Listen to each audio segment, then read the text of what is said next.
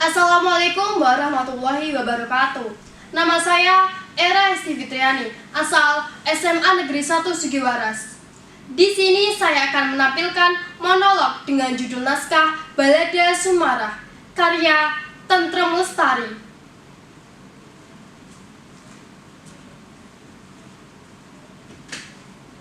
Dewan Hakim yang terhormat, Dewan Hakim yang terhormat, sebelumnya perkenankan saya meralat ucapan jaksa. Ini bukan pembelaan. Saya tidak merasa akan melakukan pembelaan terhadap diri saya sendiri karena ini bukan pembenaran. Apapun yang akan saya katakan adalah hitam putih diri saya, merah biru abu-abu saya, belang loreng, gelap cahaya diri saya. Nama saya Sumarah, seorang TKW, seorang pembunuh, dan juga seorang pesakitan. Ini kali terakhir saya biarkan mulut saya bicara. Saya tidak butuh pembela, saya juga tidak butuh penasihat hukum, karena saya tidak mampu membayarnya. Toh, semua sudah jelas, semua tuduhan terhadap saya benar adanya. Segala ancaman hukum vonis mati saya terima tanpa pembelaan, banding atau apalah namanya. Kematian adalah kelahiran yang kedua. Untuk apa berkelit-kelit itu memang sudah winara dalam hidup saya. Untuk itu, Dewan Hakim yang terhormat, biarkan kali ini saya bicara. Jangan ditanya dan jangan dipotong. Kalau ketika berhenti, saya akan diam selamanya. Nama saya Sumarah. Umur kurang lebih 36 tahun. Seorang TKW, babu. Ya, saya memang babu. Tapi justru itu saya hebat. Saya hebat karena berani mengambil keputusan menjadi seorang babu. Belum tentu semua orang berani menjadi manusia di bawah manusia. Bertahun-tahun saya menjilati kaki orang, merangkak dan hidup di bawah kaki orang. Bertahun-tahun saya tahan mulut saya lipat lidah saya agar saya tidak bicara. Karena bicara berarti bencana. Bencana bagi perut saya, perut Simba, dan bencana pula bagi para majikan. Tolong, izinkan kali ini saya mendongak dan membuka suara. Sejak kecil, saya tidak pernah berani mendongakkan kepala, apalagi di Karangsari, tempat saya dilahirkan. Kegugupan itu bermula saat saya berada di bangku madrasah. Pak Kasirin, guru madrasah saya, pernah menerangkan pembunuhan para jenderal itu dilakukan oleh sekelompok orang yang sangat kecil yang tergabung dalam organisasi PKI.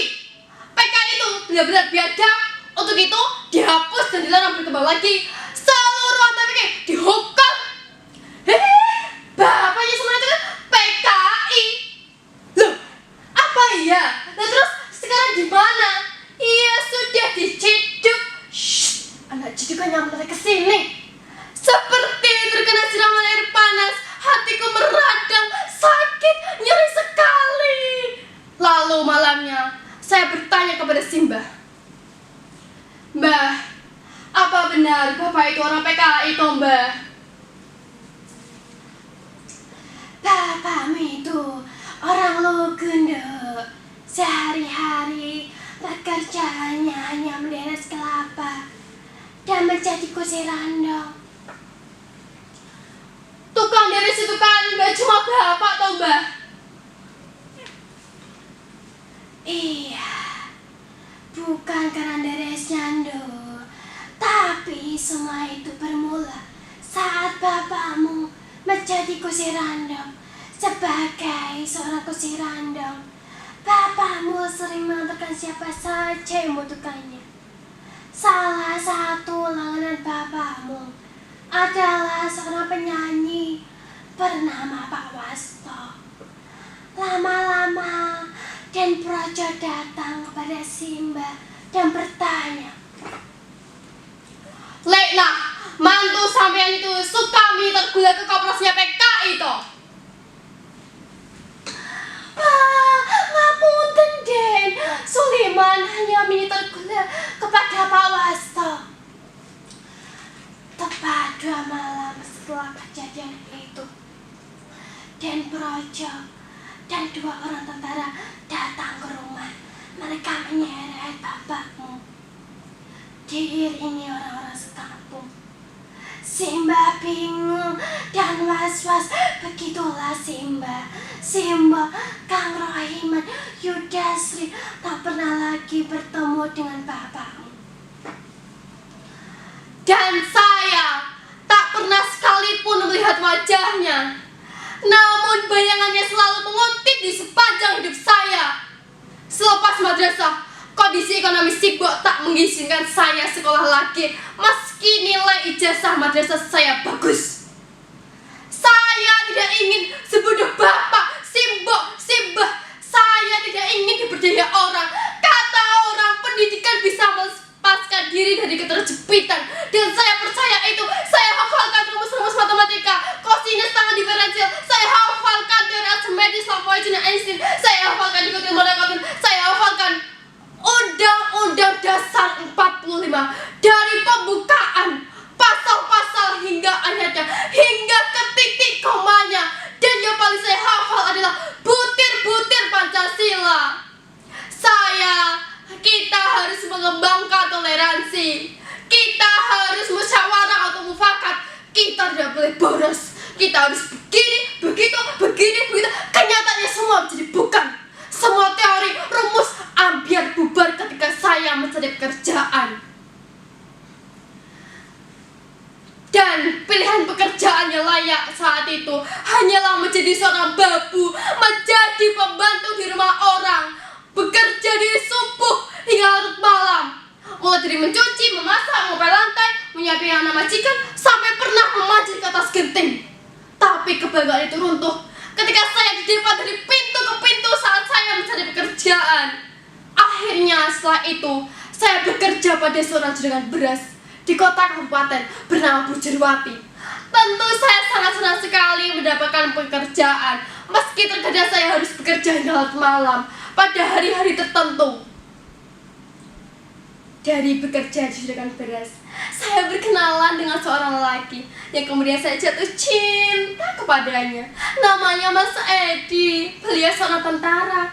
Rasanya cinta saya semakin bersemi manakala saya tahu Mas Edi menaruh hati kepada saya. Rasanya hati saya melambung tinggi sekali, tapi untuk kemudian terpelanting dan jatuh ke jurang yang curam. Mas Edi mundur secara teratur setelah mengetahui sejarah keluarga saya. Sebagai seorang tentara, haram jadah jika mempunyai istri seperti saya. Lagi-lagi bayangan bapak menggelapkan nama saya. Saya ingin lari di mana bayangan bapak tidak bisa menguntit lagi. Akhirnya saya mendaftarkan diri jadi seorang TKW melalui perantara seorang calo. Jadilah saya Sumarah binti Sulaiman, jadi TKW lulusan SMA dengan predikat 6 tertinggi, jadi babu di negeri orang. Kok sinar tangan diferensial jadi mesin cuci, terbitan jadi memajikan, kok diferensial jadi dikotil monokotil, jadi nama kain pel. Mana harum melati, hutan tropis, biji besi, kupu-kupu. Mana cerita Pak Kasih di guru madrasah saya tentang pribadi bersandi yang adiluhur, nama-nama keluargaan, mana? Semuanya bisa dibeli dengan uang. Di negeri sendiri, saya dijebak ke sana, dijebak ke sini. Di negeri orang, saya harus menjual impian untuk hidup lebih baik, menghanguskan segala cinta saya, kenangan manis, pahit getir masa remaja saya. Saya pikir segalanya bisa berubah. Saya pikir saya dapat bermetamorfosa dari ulat bulu menjadi kupu-kupu indah. Tapi ternyata Sumarah tetaplah kandas di balik jubah-jubah majikan saya, di balik cadar-cadar hitam majikan saya. Segala nasib saya kandas, gaji saya setahun hilang, saya disiksa, dan bencana itu saya diperkosa seperti budak yang halal dibinatangkan. Tapi kesadaran itu muncul. Saya harus menundukkan kepala, meludahi muka orang yang mendatangkan saya, mengangkat tangan dan meraih pisau untuk kemudian saya henuskan mata pisau ke jantung hatinya. Majikan itu saya bodoh semuanya. Saya sadar saya akan menjadi gelap sesungguhnya. Bertahun-tahun tidak salah, tetap disalahkan. Dan sekarang dengan berani saya berbuat salah ya sesungguhnya. Dewan Hakim sumarah, segala perjuangan, penderitaan, harapan, semua butuh keberanian. Dan sekarang saya harus berani antara hidup dan mati adalah dua sisi keping nasib. Dan kepingan kematian yang terbuka di telapak tangan saya. Itulah yang harus saya jalani sekarang. Dewan Hakim yang terhormat, inilah saya, sumarah, saya siap mati.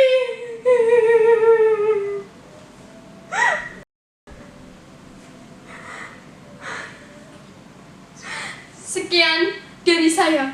Wassalamualaikum warahmatullahi wabarakatuh.